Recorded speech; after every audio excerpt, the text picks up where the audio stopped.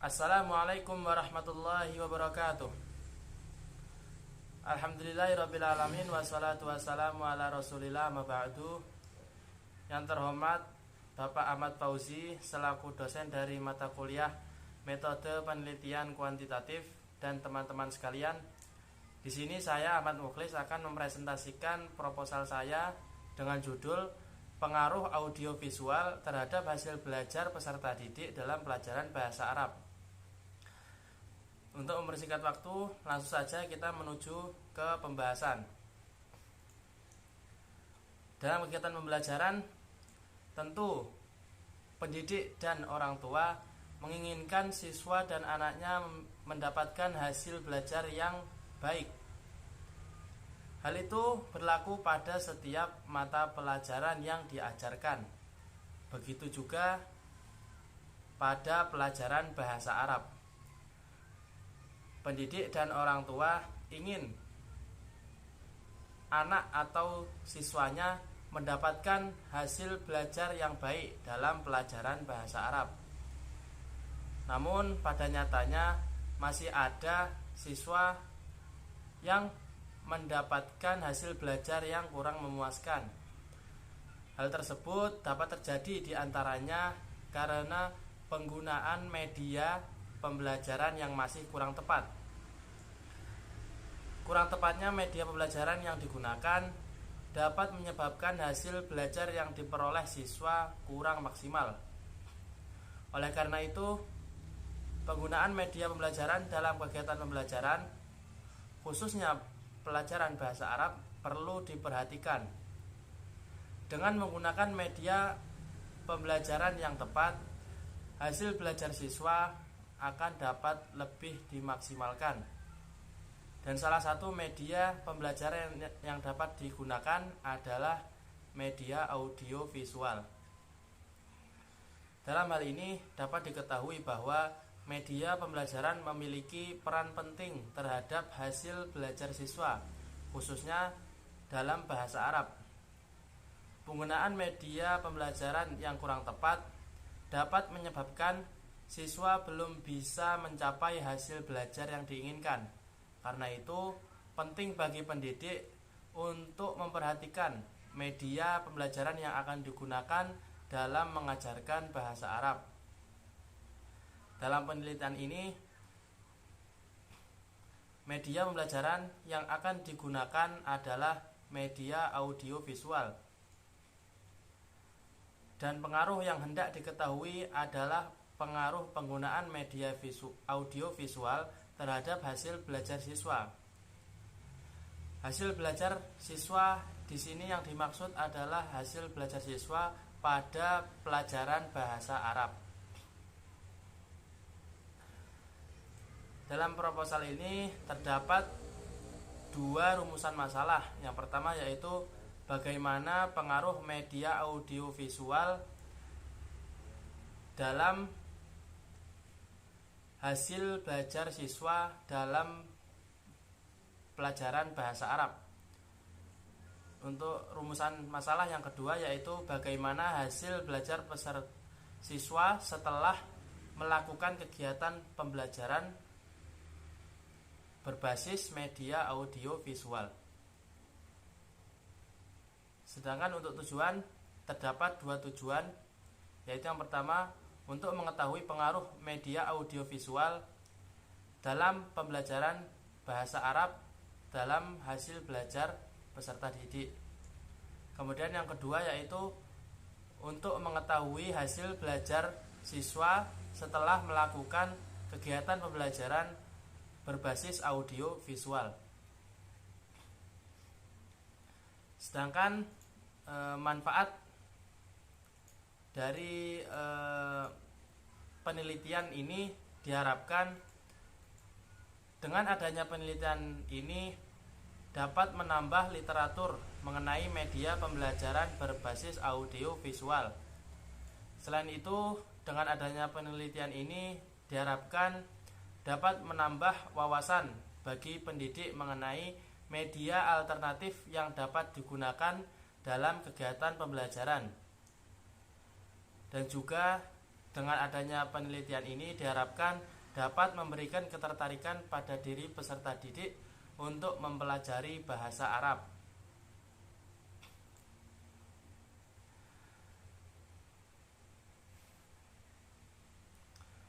Dan selanjutnya yaitu mengenai media pembelajaran. Media pembelajaran merupakan alat, bahan, atau metode yang digunakan untuk menyampaikan informasi kepada peserta didik dalam kegiatan pembelajaran dan dapat merangsang peserta didik untuk belajar. Media tersebut mencakup hal-hal yang melibatkan panca indera manusia dan dapat memberikan dorongan terhadap proses belajar siswa. Media pembelajaran terdapat beberapa macam. Zaman dan kawan-kawan membagi media pembelajaran menjadi 3 bagian, yaitu media visual, media audio, dan media audio visual. Sedangkan media audiovisual merupakan media gabungan antara media audio dan visual. Media audiovisual menyampaikan materi dalam kegiatan pembelajaran melalui suara dan gambar. Menurut Arsyad, media audiovisual memiliki beberapa karakteristik, yaitu yang pertama, umumnya bersifat linear. Dan yang kedua, umumnya menyajikan visual yang dinamis.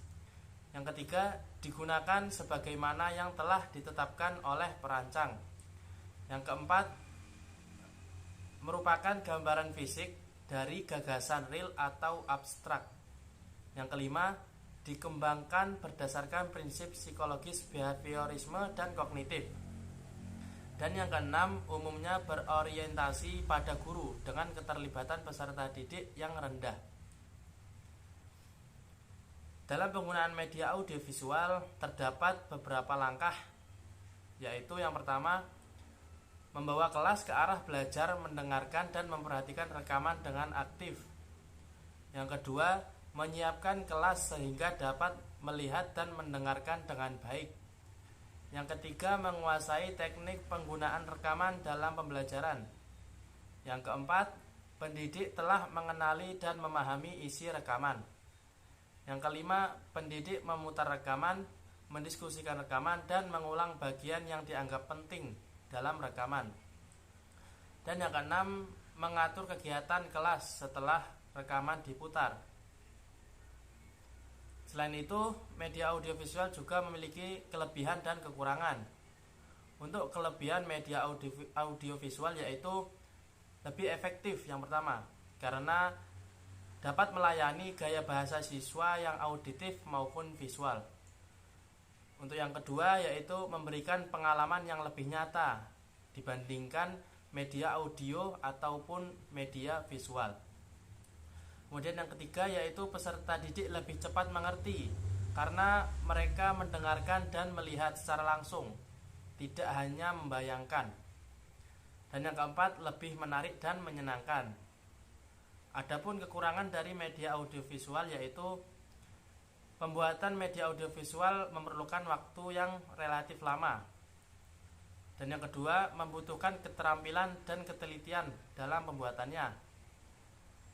Yang ketiga, biaya yang digunakan dalam pembuatan media audiovisual cukup mahal. Dan yang keempat, sulit untuk membuatnya jika tidak terdapat alatnya. Setelah kita membahas mengenai media pembelajaran, selanjutnya kita akan membahas mengenai hasil belajar. Hasil belajar merupakan perubahan tingkah laku dan kompetensi yang dimiliki siswa setelah ia mengikuti kegiatan pembelajaran. Hasil belajar siswa meliputi ranah kognitif, afektif, dan psikomotorik. Dengan begitu, hasil belajar merupakan hasil yang dicapai oleh siswa setelah melakukan kegiatan pembelajaran yang meliputi 3 ranah tersebut. Dalam belajar terdapat beberapa teori, yaitu yang pertama, teori behavioristik. Teori ini menekankan pada terbentuknya perilaku yang tampak sebagai hasil belajar. Teori yang kedua yaitu teori kognitivisme. Teori ini memiliki perspektif bahwa peserta didik memproses informasi dan pelajaran yang diterima, kemudian menghubungkan pengetahuan yang baru dengan yang telah ada. Dan teori yang ketiga yaitu teori konstruktivisme.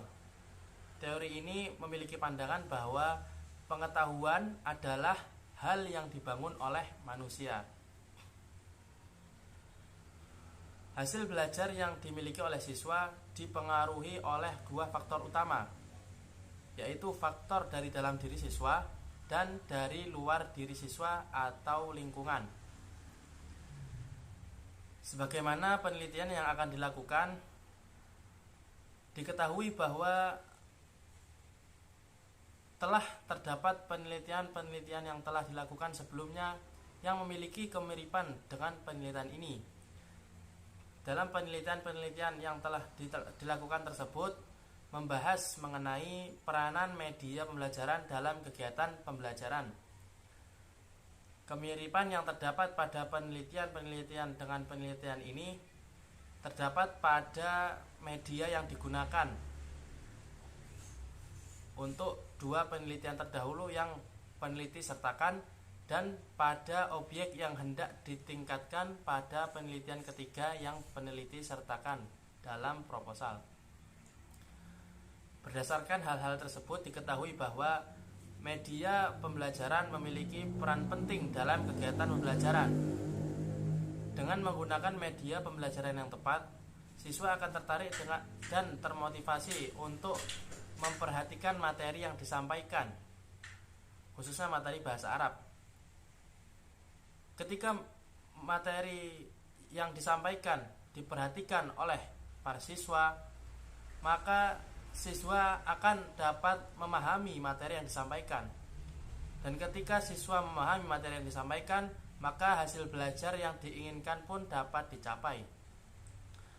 Hal tersebut sesuai dengan penelitian yang telah dilakukan, yang mana penelitian tersebut membahas mengenai peran media pembelajaran dalam kegiatan pembelajaran. Dengan menggunakan media yang tepat, hasil belajar yang diinginkan dapat tercapai. Berdasarkan hal-hal yang telah dipaparkan, maka terdapat hipotesis yang berupa pernyataan-pernyataan yang termuat di dalam angket.